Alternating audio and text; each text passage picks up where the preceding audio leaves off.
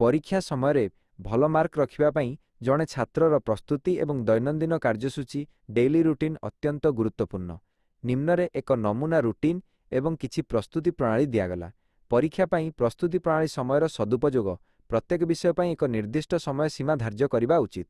Notes प्रस्तुत करिबा पढ़िबा समय मुख्य बिंदुगुड़ी को एक खातार लेखि रखिले परीक्षा पूर्व संशोधन रिविजन करिबा सहज हुए। पूर्व वर्षर प्रश्नपत्र अधिक मार्क रखिबा पई विगत वर्षगुड़िकर प्रश्नपत्र अभ्यास करिबा जरूरी। लेखिबा अभ्यास केवल पढ़िले हेबो नहीं, मने रखिबा पई बारंबार लेखिबा अभ्यास करिबा आवश्यक।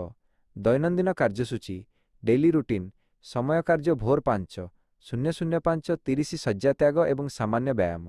सकाळ 5:30 8:30 कठिन विषय यथा गणित वा विज्ञान पढ़िबा, कारण सकाळे मन शांत थाए। सकाळ 8:30 9:30 प्रातः भोजन एवं विश्राम। सकाळ 9:30 12:30 अन्यान्य गुरुत्वपूर्ण विषयर अध्ययन और नोट्स प्रस्तुति। अपराह्न 1:00 3:00 मध्याह्न भोजन एवं सामान्य विश्राम पावर नैप। अपराह्न 3:00 5:00 भाषा साहित्य ओडिया इंग्राजी किंबा सामाजिक विज्ञान पढ़िबा। संध्या 5:00 6:00 जलखिया एवं मनोरंजन परिवार सह समय बिताइबा। संध्या 6:30 9:00 दिनसारा पढ़िथिबा विषयर संशोधन रिविजन और अभ्यास। राति 9:30 रात्रि भोजन एवं शोइबा।